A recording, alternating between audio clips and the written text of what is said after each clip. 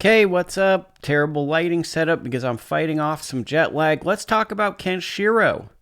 Totally unqualified to talk about him, and so that makes me the perfect person to listen to on YouTube right now. If this is your first time to the channel, you know the drill, or you should know the drill. Don't be a reoccurring viewer.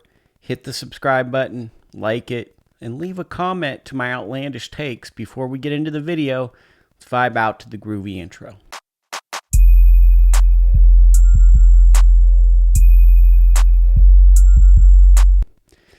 So, Kenshiro, can't pronounce his last name. I think it's Tajiri, beats Hekkie Budler. Really fantastic fight. I won't lie to y'all. I try not to lie in general. Sometimes it happens, gets me in trouble. I wouldn't have watched this fight if I wasn't jet lagged. I'm super jet lagged. Nobody's awake. Not a lot going on. Threw it on. Pretty darn entertaining.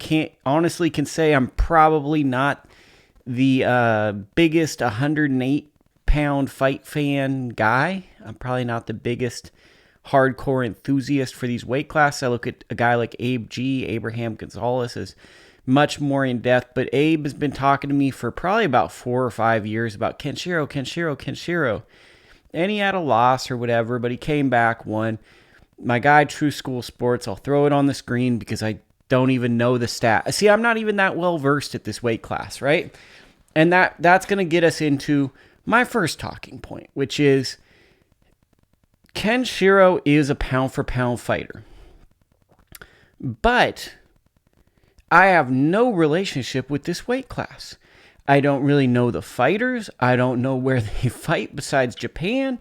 I don't know the storylines. I don't know the drama. I don't know the journey. I don't know the training situations. I know nothing. And as I get older in boxing, my relationship with fighters, when it comes to the fight night, the narrative structure, maybe it's because I'm from the Floyd Mayweather, Oscar De La Hoya generation. I came of age. I'm able to enter a bar and buy a Guinness at the age when Floyd fought Oscar De La Hoya, and that was a pivotal turning point in my life. Whoa, stories, good, bad, etc., etc. Maybe that informed me for this. Maybe that's part of the issue, but I don't think that's part of the issue because I think a lot of people feel this way. I do know that when a 108-pound fighter is winning a lot and you're able to know who he is, Kenshiro Teraji, you know who he is, right? I think most hardcore fight enthusiasts are aware of the name. Probably can't ID him, maybe can ID him. He has to be great. And this is something I've seen throughout my life, right? Finito Lopez, Michael Carbajal. Most people don't know the fighters in these weight classes, but they're aware of these fighters. To a bigger scale, we saw it with Roman Chocolatito Gonzalez. Roman Chocolatito Gonzalez opened up the door for all these super flyweights. Now super flyweight is viewed as a glamour division, and it was largely built on the back of Roman Chocolatito Gonzalez fighting on Gennady Golovkin undercards, doing a lot of heavy lifting, taking some hard fights, and having an entertaining, action-oriented style. Kenshiro, though he is not Roman Chocolatito Gonzalez, is an offensively gifted fighter who it seems very powerful and very able to throw off a bunch of punches in sequence. The question is, at some point, he's probably going to get caught. He's already gotten caught. He's already gotten a loss based on his offensive aggression. It's probably going to be a reoccurring pattern if I had to take a guess. Maybe it won't be. Hard to say, right? Fights Hekkie Budler. Hekkie Budler is one of these other guys, probably a future Hall of Famer, but then Hall of Fame is so subjective because I'd say, I don't know, 90 out of 100 voters for the Hall of Fame literally go into the Hall of Fame voting as who is the fighter that I'm most aware of and I've built a deep relationship with, and that's who I'm voting for. I think that if I were ever a Hall of Fame voter, and given the gravity of the situation, I would kind of look at the accolades, achievements, and then fighting style and kind of build a portfolio and a ranking. So I had a ranking tier where I could do it. But then again, I'm just one person if I was in that voting machine. Unless I did like a rally or a political campaign, I'm not sure I could change anything. But Hekkie Budler, for years and years and years and years and years, was one of the best fighters at the lower weights. He's a legend down there, the Hexecutioner. And he's towards the end of his career, but he's been getting some good wins, where he's supposed to lose. He's been winning. Comes in, gets stopped 9th round. Kind of the overall pressure and offensive gifts of Kenshiro took over at a certain point. The youth, the offense, the explosion, the quick burst, all that stuff kind of came into play later into this fight, right? But now where do we go with Kenshiro? I don't know. I mean, the thing is, we always covet pound for pound, right? So with the pound for pound, you can't put a heavyweight on the pound for pound because they get too much credit, right? But people love to put like a 105 or 108 pound fighter on the pound for pound list and be like, oh man, you just don't know anything.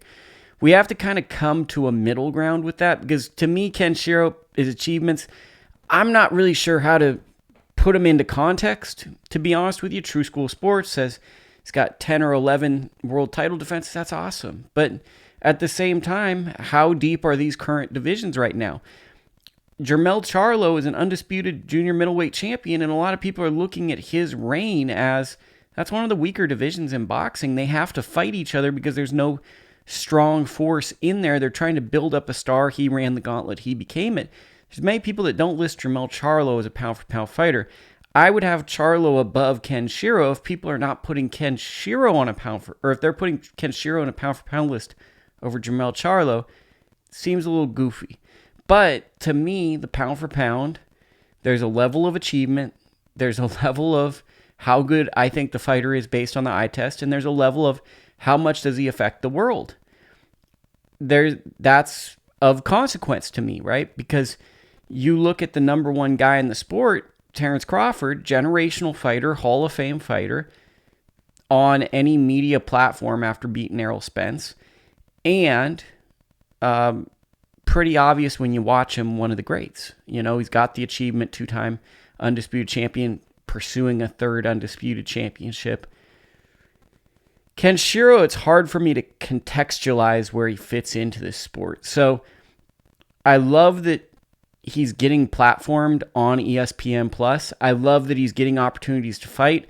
It's quite obvious that he's going to be getting a big fight at some point, whether it's Junto Nakatani, who got a win on this undercard, who looks like he might be one of the big forces coming and establishing himself in the next era. There's going to be a big fight with a big name at a weight class above the weight class Kenshiro is currently fighting at. Is there a ceiling for where his style is effective? Offensive fighters typically have a ceiling based on their physical gifts. So we will see.